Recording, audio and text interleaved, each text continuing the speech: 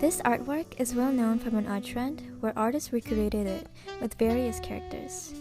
These artworks come from Veil by Kotteri, a manga that's vintage-like with very vibrant colors that make every panel stand out. And in this video, I want to learn from their art style color-wise and maybe dip pen-wise.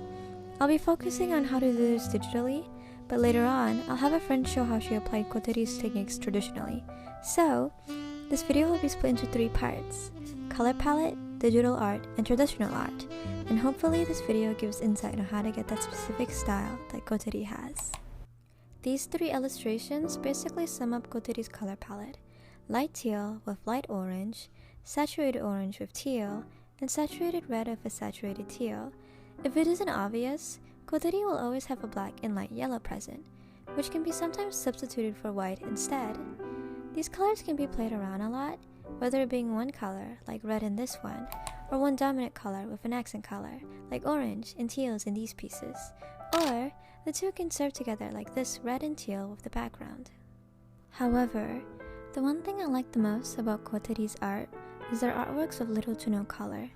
One thing I notice is that they give a burnt or coffee-like effect to them.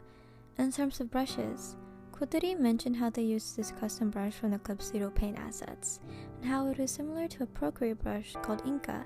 So, if you don't use Clip Studio Paint, there's an alternative art program to use instead. Later on, I'll explain how to get the orange effect in Clip Studio, but right now, I still don't know how to do this in Procreate, so I apologize in advance.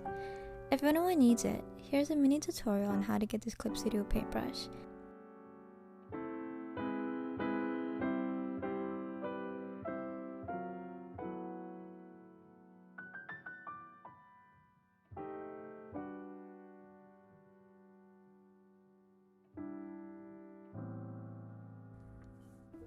This is my presumption, but this is what I did to get the effect.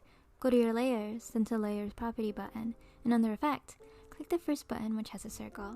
What I did is change my thickness of edge to 1.0 and use an orange with the hex code provided.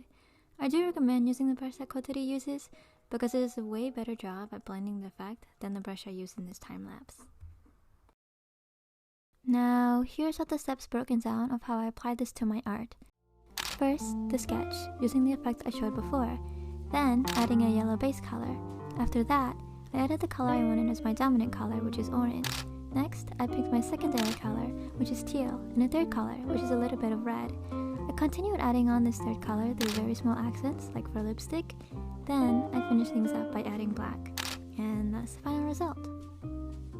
Earlier I mentioned how one of my friends will be featured to show how she applied Kotteri's art style on her art traditionally. She goes in a bit more depth in line work than I do, so maybe that will be more helpful for some people. Hello, this is my very brief explanation on how I chose to design a character based off Kotteri's work.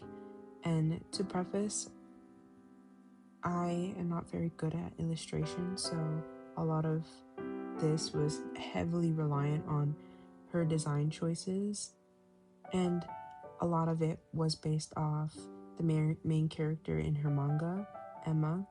So I took into consideration her clothing choices, her facial expressions, and all of that. But mainly, this piece was meant to study her line work and the way she chooses to handle shadows and the way she chooses to tackle clothing, or the way she chooses to draw hair. She remains pretty consistent throughout a lot of her work. Her characters are usually drawn in very formal, elegant clothing, featuring like gloves and dresses and very simple yet elegant clothing. Emma is usually seen in her hair tied up with very flowy kind of lines, and it's clearly very straight as well. So those are like the big things I chose to incorporate in my piece. As for shadow, I tried my best to taper out the lines in a way and make them consistently go in a certain direction if I was focusing on a certain area of shadow, and to be kind of loose with it.